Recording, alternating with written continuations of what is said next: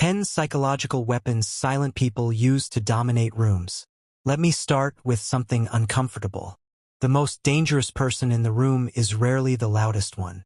It's the quiet one. The one who barely speaks, but somehow everyone listens. You've felt this before. A meeting, a classroom, party. Someone says almost nothing. No flexing, no over-explaining. Yet the room slowly bends toward them. And here's the scary part. They're not doing it accidentally. Silent people often carry psychological weapons most people never notice. Weapons that don't shout. Weapons that don't beg for attention. Weapons that quietly dominate the room. Today, I'm breaking down 10 psychological weapons silent people use to dominate rooms. Not manipulation tricks from movies. Real behaviors you've seen and probably felt. And as you listen, you'll start realizing something unsettling. You've either been controlled by these weapons, or you've used a few without knowing it. Let's start with the first one. And once you notice it, you'll never unsee it again. Weapon number 1.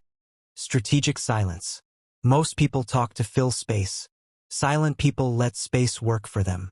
When everyone else rushes to respond, explain, or defend, they pause. That pause creates pressure. Humans are wired to hate silence. So when someone doesn't speak, our brain starts doing the work for them. We project intelligence, authority, confidence. That's why the person who speaks last often sounds the smartest. Not because they are, but because silence made everyone lean in. The quiet person isn't thinking slower. They're letting others reveal themselves first. And here's the domination part. When you don't rush to talk, people start seeking your approval. They wait for your reaction, your nod, your words. Silence flips the power dynamic. Suddenly, you're not trying to be heard. Others are trying to be worthy of your response. That's not quietness. That's control. Weapon number 2. Controlled eye contact. Silent people don't stare aggressively. They also don't avoid eye contact. They choose it. When they look at you, it's calm, steady, unrushed. That kind of eye contact triggers something deep. It signals certainty without words. Most people blink, look away, or overcompensate. Silent people don't. They listen and hold eye contact just long enough to make you feel seen and slightly exposed. That's the key. You feel like you're being read. And when someone makes you feel understood without saying much, your brain assigns them authority. You start explaining yourself more, correcting things you didn't need to, filling gaps. Meanwhile, they're just watching, collecting information, staying grounded. The room feels their presence, not because they demand attention, but because they don't need it. Weapon number 3, minimal words, maximum weight. Silent people don't talk often, but when they do, it lands.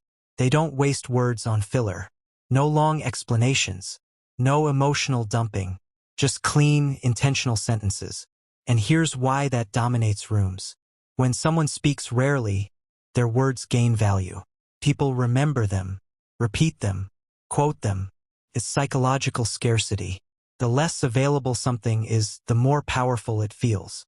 So when the quiet person finally says, "I don't think that's the right move," the room pauses. No yelling, no argument, just impact. People start measuring conversations against their reaction. That's influence. Silence creates anticipation. Words become weapons, and the room adjusts itself around that. Weapon number 4, emotional neutrality. Silent people don't react the way others expect. No dramatic anger, no visible insecurity, no rush to defend their ego. And that confuses people. When you can't read someone emotionally, your brain stays alert. You watch them more closely. Emotional unpredictability without chaos creates dominance. While others react, the silent person observes. And observation is power. Because when you stay emotionally neutral, you force others to reveal themselves, their triggers, their weaknesses, their intentions. You don't need to win arguments. You let others lose composure on their own. Calm becomes intimidating, not because it's cold, but because it's unshakable. Weapon number 5, listening more than speaking. Most people listen to respond. Silent people listen to understand. And people feel that difference instantly. When someone truly listens, you open up. You say more than you planned. You reveal things you didn't intend to. Silent people let others talk themselves into exposure. They don't interrupt. They don't correct. They don't compete. They let silence pull information out of the room. And the more someone talks, the more psychological ground they give up.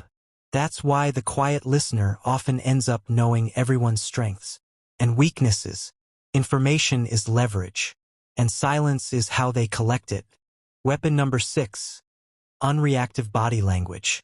Watch silent people closely. They move slowly, deliberately. No nervous gestures. No constant adjustments. No restless energy. Their body language says, "I'm comfortable here," and comfort signals status. When someone appears relaxed in an environment, others subconsciously assume they belong at the top of it. They don't lean in for approval. They don't shrink. They don't overperform. Stillness becomes presence, and presence becomes dominance. People mirror energy. So when one person stays grounded, the room starts regulating itself around them. Weapon number 7. Letting others underestimate them. Silent people don't correct assumptions. They let them happen. If someone thinks they're weak, shy, or unaware, they don't rush to prove otherwise, because being underestimated is an advantage. People reveal plans, show disrespect, drop their guard, and then, when it matters, the silent person acts. That contrast is shocking, and shock creates authority. The room recalibrates instantly. Oh, I didn't see that coming. Underestimation is camouflage, and silent people wear it intentionally. Weapon number 8. Saying no without explanation. Most people justify, over-explain, apologize. Silent people don't. They say no. And stop. No emotional charge. No long story. That signals boundaries. And boundaries signal power.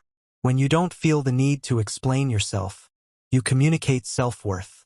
People may not like it, but they respect it. And respect is what silently shapes rooms. Because people adapt their behavior around those who don't bend easily. Weapon number 9. Choosing when to enter conversations. Silent people don't jump in. They wait. They let conversations peak or collapse before stepping in. And when they speak, it redirects everything. Timing multiplies impact. It's not about saying more. It's about saying it at the right moment. That kind of awareness makes people feel guided, led.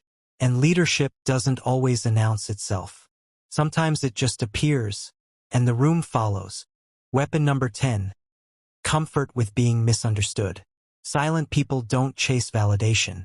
They don't need everyone to get them, and that's rare. Most people are desperate to be understood, approved, liked. When someone isn't, creates intrigue. Mystery holds attention longer than clarity. People think about them after the room empties. Replay interactions. Question assumptions. That psychological presence lasts. And presence, even in absence, is the deepest form of dominance. So here's the truth. Silence isn't weakness. It's restraint. It's choosing not to show every card. Not to react to every trigger. Not to speak just to be seen.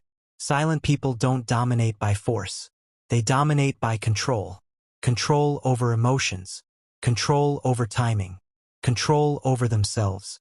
And the moment you master that, you don't need to demand attention. The room gives it to you, without a word. Subscribe if you want to understand people before they understand you.